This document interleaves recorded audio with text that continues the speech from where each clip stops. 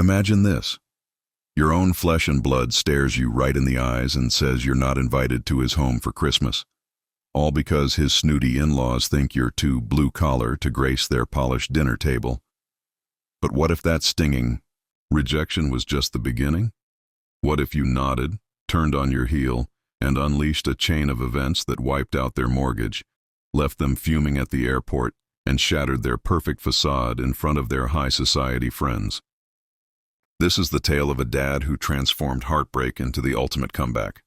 A revenge so calculated, it'll leave you cheering. If you've ever been sidelined by your own family, written off as not good enough, or dreamed of that one epic moment where the underdog flips the script, buckle up. This story's packed with twists that'll have you on the edge of your seat.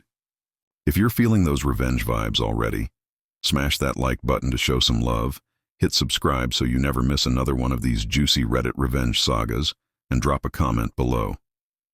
What's the wildest family drama you've ever witnessed? Let's jump in. This one's going to hit like a holiday blizzard.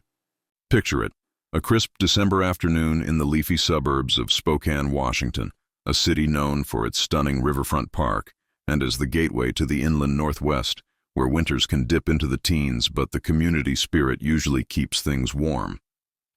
Our hero, Victor Ramirez, a 62-year-old widower and the proud owner of a thriving flooring installation business, is lounging on his son Alex's plush sectional sofa. The room smells like those overpriced lavender candles, $50 a pop, the kind Victor probably footed the bill for without a second thought. He's got that easy smile on his face, the one that's weathered years of hard work and loss, as he says, "Hey Alex, how about I whip up my legendary roast turkey this year? You know, with the herb-infused stuffing your mom Elena used to make. She'd always joke it was better than her abuela's secret recipe. Remember how we'd all laugh around the table?" Alex fidgets in his seat, his fancy smartwatch catching the glow from their towering 14-foot artificial Christmas tree, decked out with crystal ornaments that probably cost more than Victor's monthly truck payment. Victor picks up on it instantly. Alex's shoulders hunch like he's about to deliver bad news, and then it drops, like a bomb wrapped in holiday paper. "Dad, I'm sorry, but you won't be joining us for Christmas this year." Victor's world tilts. His heart stutters, like someone's just yanked the rug out from under him. Fitting, since rugs and floors are his life's work. What? Why on earth not? His voice wavers, a mix of shock and that deep parental hurt that cuts like a knife. Alex can't even look him in the eye, fixating instead on the sleek granite countertop in the open kitchen. A upgrade Victor helped finance when Sophia decided their old laminate was too dated. "Sophia's folks are flying in, and they'd rather you not be here. It's just smoother this way, Dad. You get how particular they are about their holiday rituals." The phrase, "they'd rather," echoes in Victor's head like a bad echo. His palms start to sweat, despite the chill in the air. He scans the room, the velvet drapes he installed himself after Sophia whined about the neighbors peeking in, the gleaming laminate floors he'd laid for free as a housewarming gift, the custom shelving that drained his savings account. This place? It's a monument to his generosity, every nail and board soaked in his sweat equity. And now he's persona non grata in the very home he helped create. Their rituals, Victor echoes, his tone flat, but his chest squeezing like it's in a vice grip. "And what exactly does that entail, son?"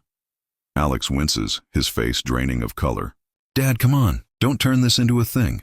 Through the doorway, Victor spots Sophia's top-of-the-line espresso machine, $1,500 worth of chrome and gadgets, courtesy of his credit card, gathering dust since her barista phase lasted all of 2 weeks.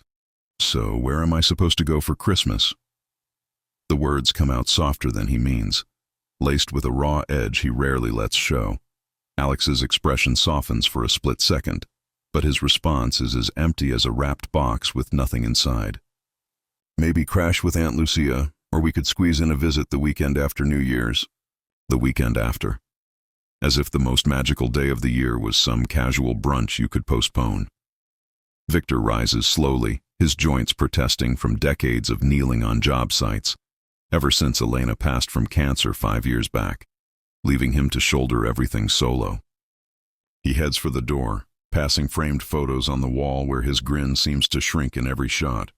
overshadowed by Sophia's designer outfits and Alex's corporate headshots. At the threshold, he stops. "Alex," he says without looking back, "tell Sophia's parents. Merry Christmas from me."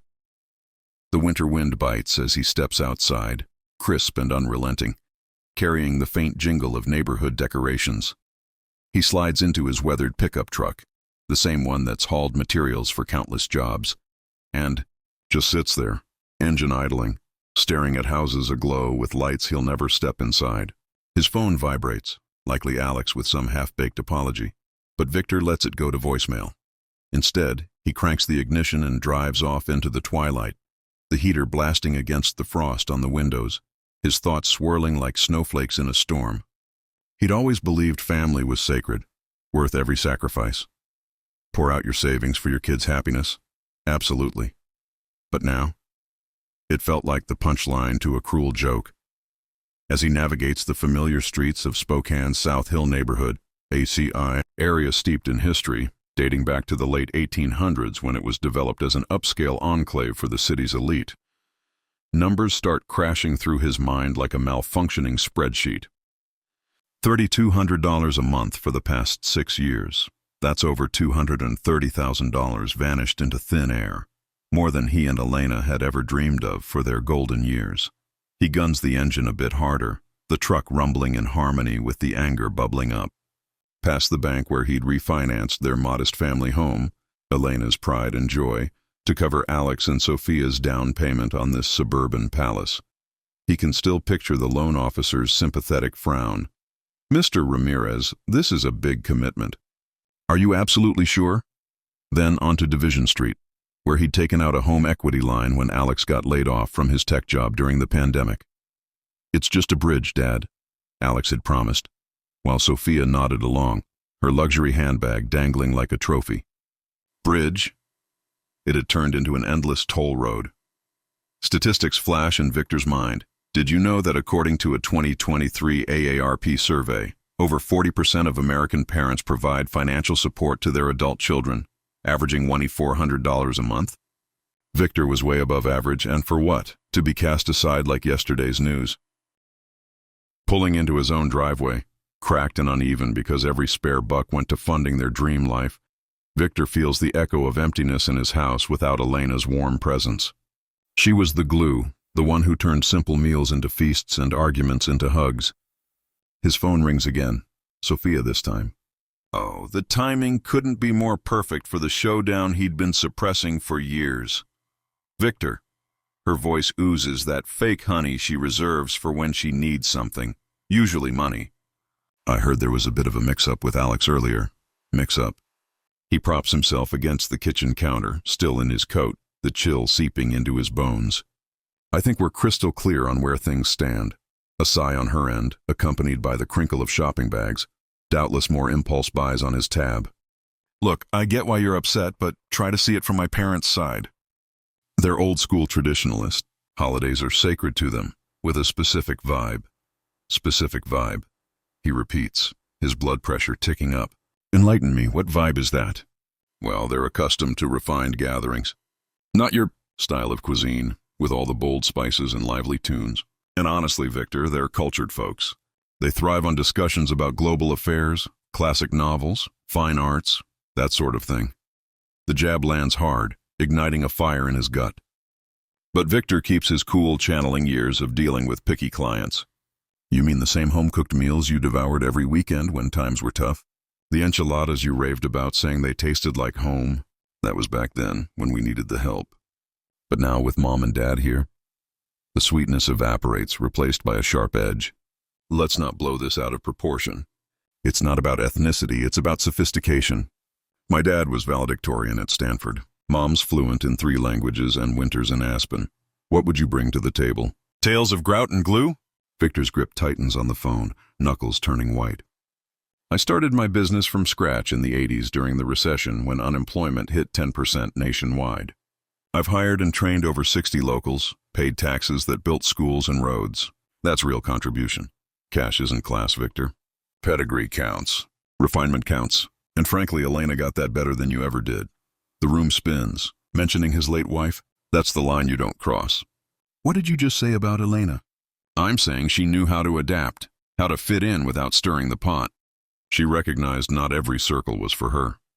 Elena had more grace and heart than your whole entitled clan combined. His voice lowers to a steely whisper. Sophia, hear me out. This charade ends now. We're through playing happy family. He ends the call, his hands surprisingly steady. The kitchen air feels fresher, like a weight's been lifted. He yanks open a drawer, pulling out a thick folder stuffed with bank records, loan docs, 6 years of quiet hemorrhage. Time to staunch the flow. Spreading the papers across the table like evidence in a courtroom drama, he tallies it up. $3,200 monthly auto payments, plus random emergencies. Total? $248,600, not including the little luxuries. Elena's insurance payout, his 401k, all funneled into a life that excluded him. Did you know that family financial disputes are a leading cause of estrangement?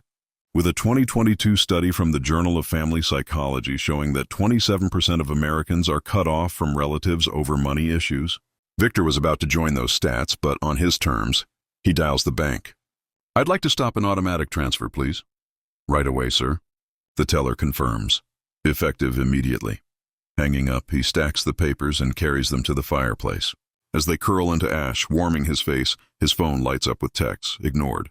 He pours a finger of bourbon, toasts Elena's framed photo on the mantel. Here's to new beginnings, mi amor. Feliz Navidad to us. But wait, things are just heating up. What happens when the in-laws arrive and Victor's helpfulness vanishes? Stick around, because the airport fiasco is next, and it's pure poetic justice. The following morning, Liberation brews alongside his strong black coffee. No more tiptoeing around demands. At 10:52 a.m., Sophia calls. Victor, be a dear and grab my parents from the airport. Flight 512 lands at 1:30. Forget our chat already? Whatever drama that was, let's be adults. You're retired with nothing but time. And face it, you're not competition. Too passive for that. So hop in your rig and fetch them. The nerve of it all simmers in his veins. But Victor decides to play the long game. Which terminal? Delta Carousel 4. And dress sharp. Don't make us look bad. He disconnects, settles into his recliner with the daily puzzle. Patience is a virtue, especially in revenge. Historically, think of figures like Edmond Dantes in The Count of Monte Cristo, Alexandre Dumas' masterpiece from 1844, where a wronged man bides his time for exquisite payback. Victor channels that spirit. By 1:45, he's savoring a second cup, flipping through channels. His phone erupts, missed calls piling up.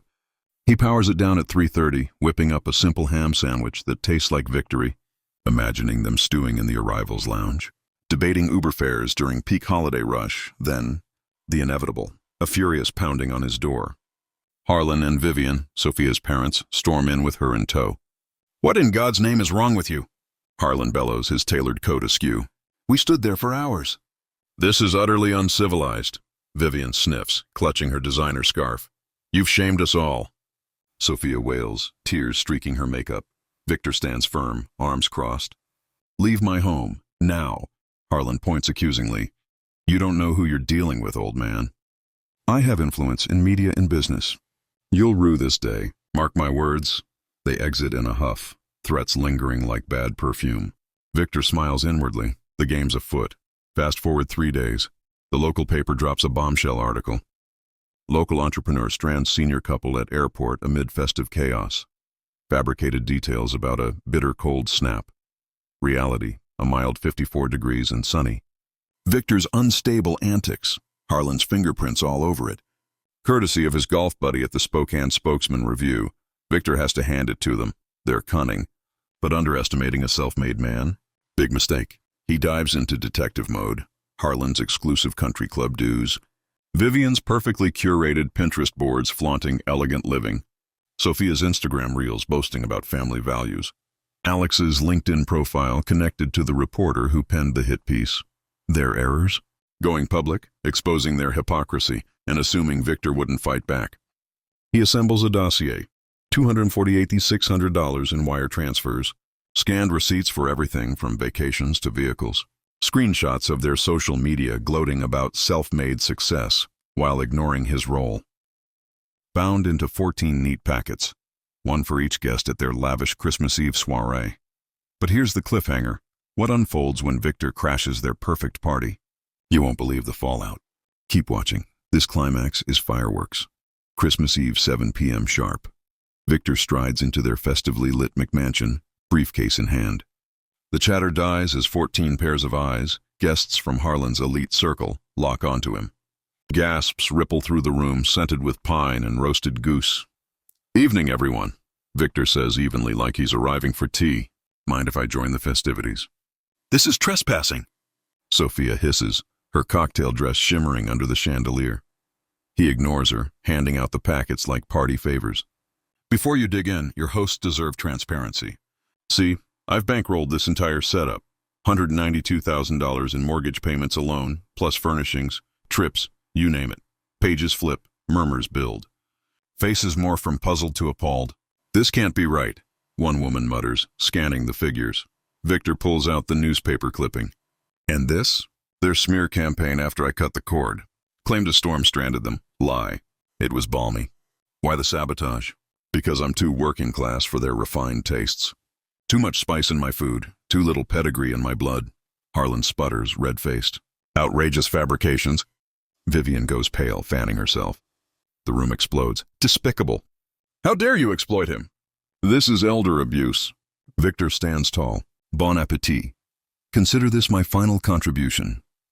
He exits to the sound of arguments erupting, their polished image shattering like dropped crystal. Months pass. A foreclosure notice lands in their mailbox, unpaid naturally. Alex shows up at Victor's door, defeated, bags under his eyes. "Dad, we're ruined. The house, the cars, everything. I'm so sorry. You traded me for status," Victor replies, unflinching. "Time to adult up. Rebuild on your own merit." In the grand scheme, revenge isn't always explosive. Sometimes it's the subtle snap of a stopped check, the whisper of exposed secrets. As the ancient proverb goes, before you embark on a journey of revenge, dig 2 graves. But Victor only needed 1 for their ego, and stats back it up. A 2024 Pew Research poll shows family rifts over class and money affect 1 in 5 U.S. households, often leading to lasting change. Victor? He rediscovered joy with true friends, holidays filled with genuine laughter, and a bank account finally his own. Whew! If that tale of sweet justice gave you goosebumps, pound that like button and subscribe for more mind-blowing Reddit revenges that'll keep you hooked. Tell me in the comments, what's the most savage family betrayal you've heard or lived through? Share your stories. I read everyone. Until next time, remember, karma's patient, but she always delivers. Peace out!